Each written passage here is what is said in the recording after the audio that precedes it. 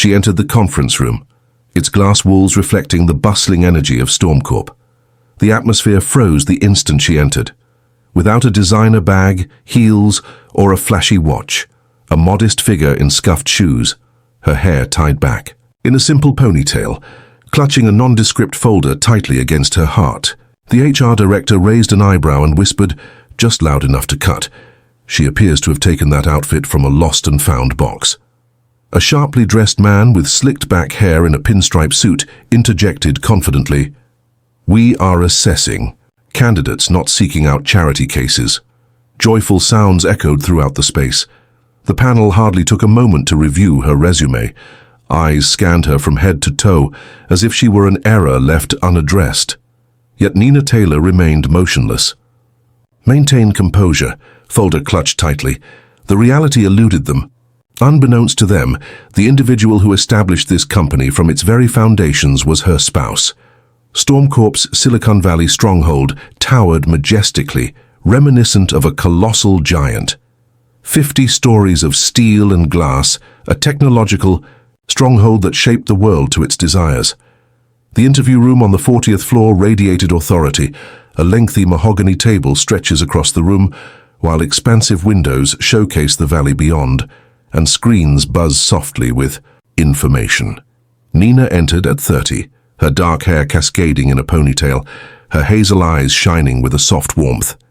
She possessed a beauty that seemed sculpted, elegance etched into every contour, yet her thrift store attire and worn flats set her apart as an outsider in this place. Hidden beneath that calm exterior was a brilliant intellect capable of shattering codes effortlessly, and a spirit that remained unyielding. She had navigated a series of interviews for a leadership position, her nights dedicated to perfecting the systems that had propelled StormCorp to greatness.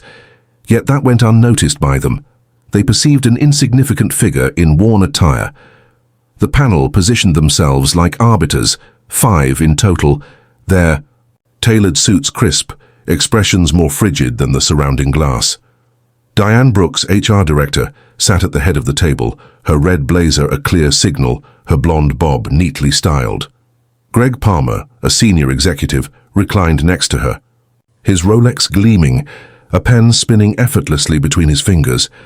Tyler Hensley, 28, a product of privilege, wore a suit that oozed wealth, his tie a luxurious silk accessory that seemed to tighten around his neck. Laura Chen, a data strategist, adjusted her sleek glasses, her lips forming a tight line. Mark Evans, the operations lead, slouched with his arms crossed, his buzz cut catching the light as he surveyed the scene. At that moment, it was Nina against Tyler, yet their gazes revealed that the battle had already concluded before it even began. Nina presented Diane with her resume, simple white paper, devoid of embellishments, merely her name accompanied by a whisper of gentle breezes. Diane accepted it with a smirk, then casually slid it to Greg, not bothering to look his way. He tossed it aside with a scoff, dismissing it as unnecessary. The sheet slid across the surface, coming to a halt at an angle before Nina. Lacking pertinent experience, possessing a standard level of education, and having chosen an unsuitable field of study. Could you share your thoughts on why you believe you would be a good match for this company? His tone was sharp, as if she had unleashed a torrent of disdain upon their floor. Nina stood tall, her voice steady. "I have dedicated 8 years to constructing scalable systems. My previous venture saw a 3-fold increase in revenue thanks to the framework I developed. I'm present because I have the ability to address challenges that StormCorp has yet to identify." Tyler interjected with a chuckle. "Systems that can grow and adapt. What, like an app for a lemonade stand?" "This isn't a hire out of pity," Diane smirked. She seems to have a skewed perception of reality, likely believing that a spreadsheet is cutting-edge technology. Laura inclined her body slightly, eager to engage. "What is your educational background? What about sociology? This is StormCorp, not a gathering of literary enthusiasts." Nina gave a slight nod. "It's a study of computer science that emphasizes the ethical considerations surrounding AI. I have released—" Mark interrupted her sharply. "Released? Homework isn't what we require. It's the outcomes that matter. You're sinking in this situation." She made another attempt. In my most recent endeavor, I significantly reduced processing times by... Tyler silenced her completely. Hold on to those bedtime tales, kiddo. No one is making a purchase. Diane pressed on without hesitation.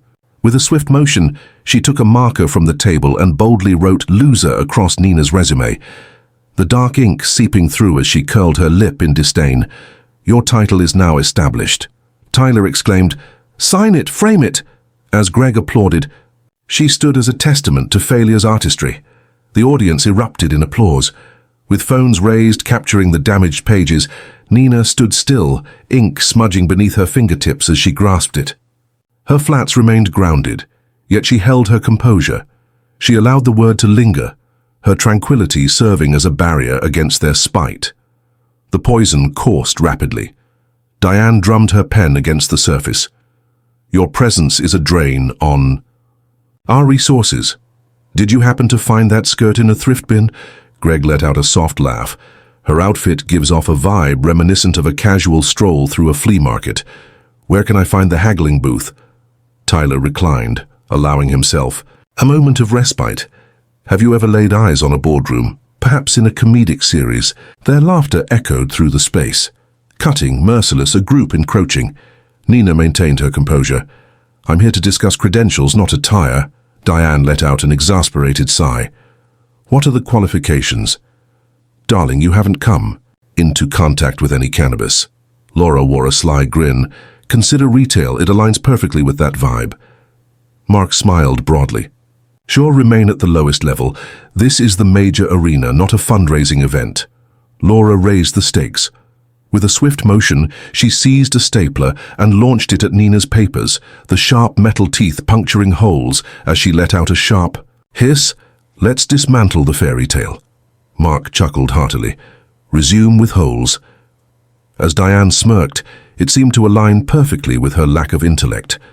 The pages ripped apart, staples flying across the table, and Nina leaned down to collect them, her hands unwavering despite the sharp pain, but Laura sent them tumbling off the edge.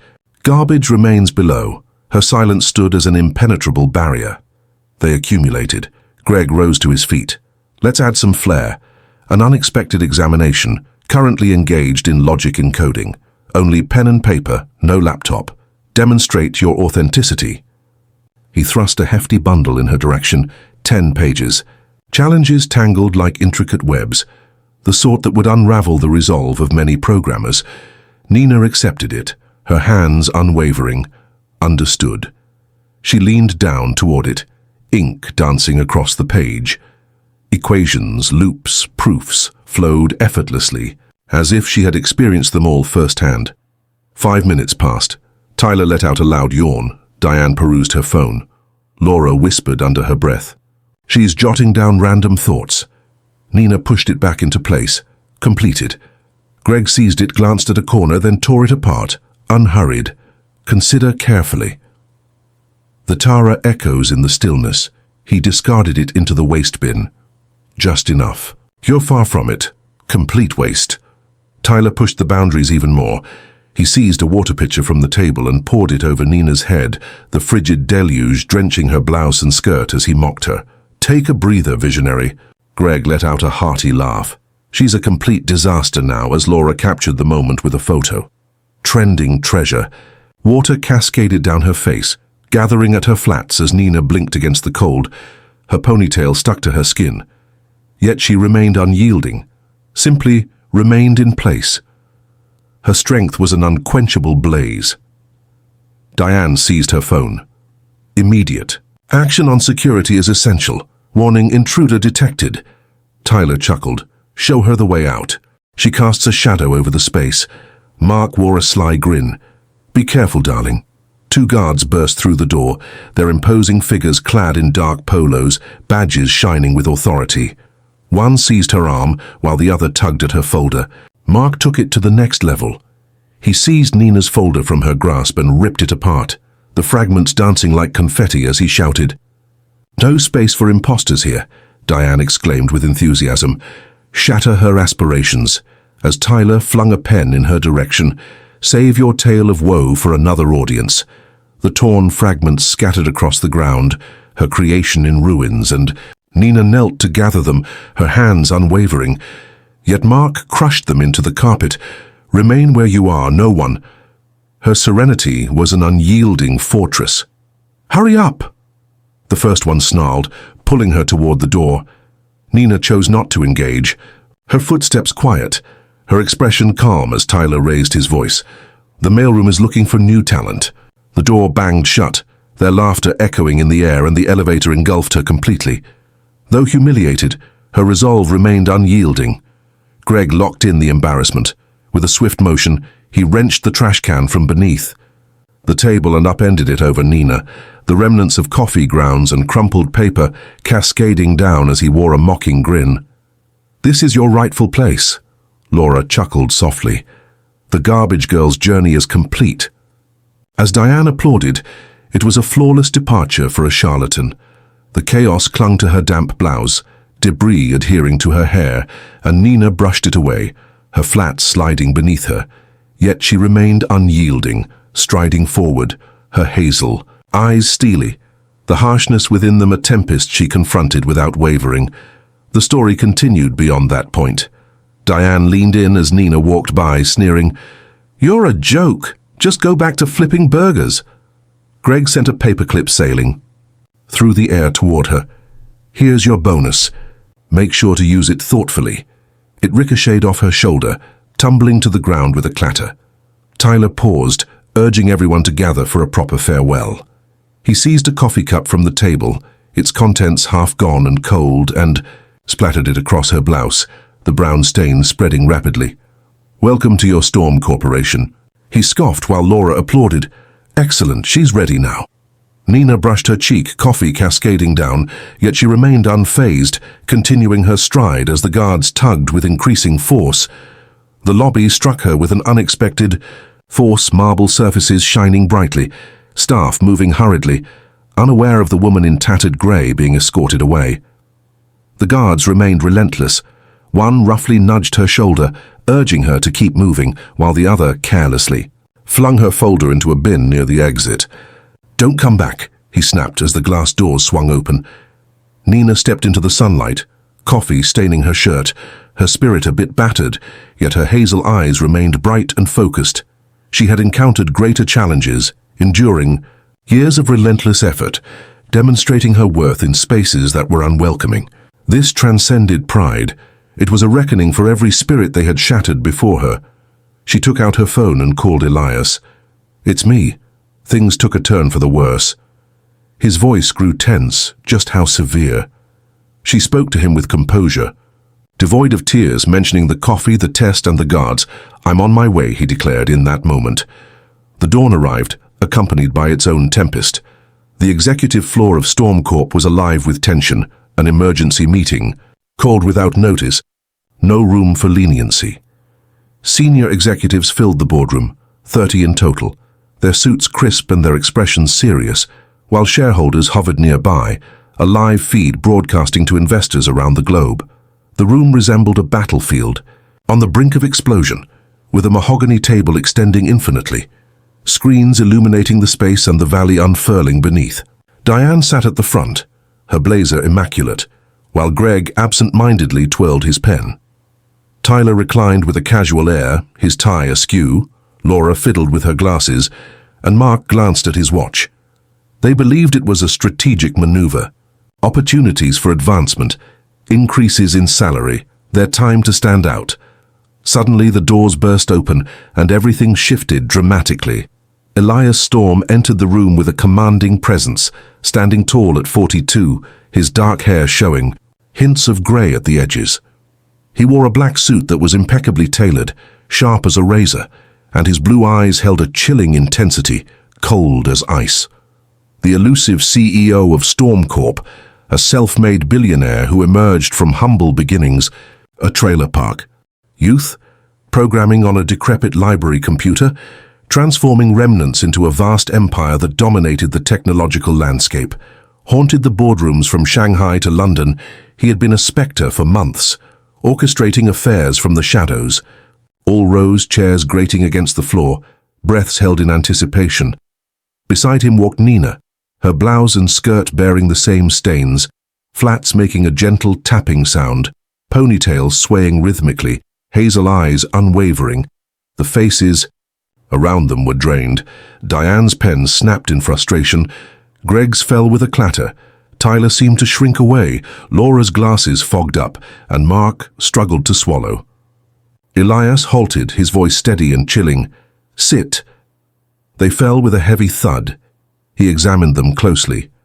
"I assigned this team a crucial task, to evaluate candidates for leadership so I could identify those prepared to advance. However, yesterday, you failed to interview a candidate." He halted, the stillness sharp as a knife, then faced Nina. "You have offended my wife." Gasping filled the room. Diane trembled, Greg's jaw dropped in disbelief, and Tyler's chair creaked as he hunched over. Elias moved in closer. "Nina and I created Stormcorp from nothing. Just two struggling kids lacking sleep and funds. I connected the hardware. She crafted the AI, every system you profit from. Her intellect is the foundation. You didn't merely overlook a resume, you disrespected the woman I cherish above all else." He gestured towards Diane, Greg, Tyler, Laura, and Mark, urging them to recount what they shared yesterday right now for the board. The atmosphere thickened. Diane faltered, I didn't." Elias struck her, no evasion, articulate. A technician swiped across the display, revealing security footage that was unfiltered and jarring. Diane's hiss gives her the appearance of a student seeking a part-time position. Tyler's laughter echoed through the halls, as the janitorial crew wondered, "Where's the mop?" Greg's disdain, lack of experience, unsuitable field of study. Laura's remark, "Consider retail." Mark's remark, beyond her grasp. Greg once more, attired for the flea market. Tyler's grand conclusion, the mailroom is bringing on new talent. The atmosphere in the boardroom became tense, shareholders fidgeted, and investors scrutinized the feed, as the words echoed ominously like a final tolling bell. Diane's red blazer had transformed into a shroud, her marker resembling a noose. She had marred the reputation of the woman whose code powered their empire, and her hands trembled as she confronted the board, her self-satisfied sneer echoing for millions, her career reduced to ashes. Greg's Rolex hung idly, his coffee spill, a tether. He had saturated the mind that fueled their gains, and the waste he discarded consumed him, his name erased from memory. Tyler's pinstripe suit draped lifelessly, a water dump marking his presence. He soaked the essence of Stormcorp, and the gates of his legacy closed with a thud, his laughter echoing like a spectre as investors scoffed. The screen etched their disgrace into the annals of time, each derisive glance, each cutting remark, a final blow to their demise, while Nina's subtle assent became their harbinger of doom. Elias remained unfazed as you ripped her test apart, solving it flawlessly and at a speed beyond your imagination. You tossed coffee, summoned security, and repeated your words once more. Diane's lips trembled. "I can't." Tyler gazed at his shoes. "Silent," Greg rasped. "Mistake," Laura murmured. "We didn't know," Mark croaked. "Sorry." Elias leaned closer. "Sorry's meaningless. You revealed your true self.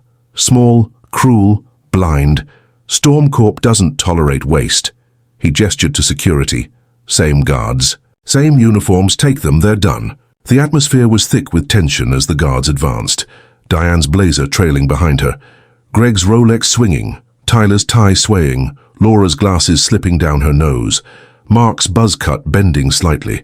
The aftermath erupted like a wildfire. Diane, Greg, Tyler, Laura, and Mark were dismissed immediately.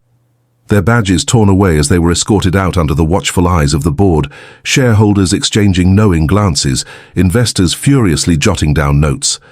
Laura's glasses couldn't hide her fall, her staples await. She'd shredded the work of Stormcorp's architect, and now her resume was the trash, her smug pics a viral curse as the industry spat her out. Mark's buzzcut bowed low, his folder tearing. A brand. He'd ripped apart the woman who'd built their world, and his stomp echoed as he hit rock bottom, begging beside Greg while Nina's coin glinted in his palm. The boardroom's silence roared with their ruin, every laugh, every cut, a boomerang. That smashed them. Elias's calm wrath and Nina's steady gaze, the gavel dropping, their own words the rope that hanged them. Stormcorp blacklisted them, names torched across the industry, no firm would touch. Them, resumes shredded, calls blocked, LinkedIn profiles dead air.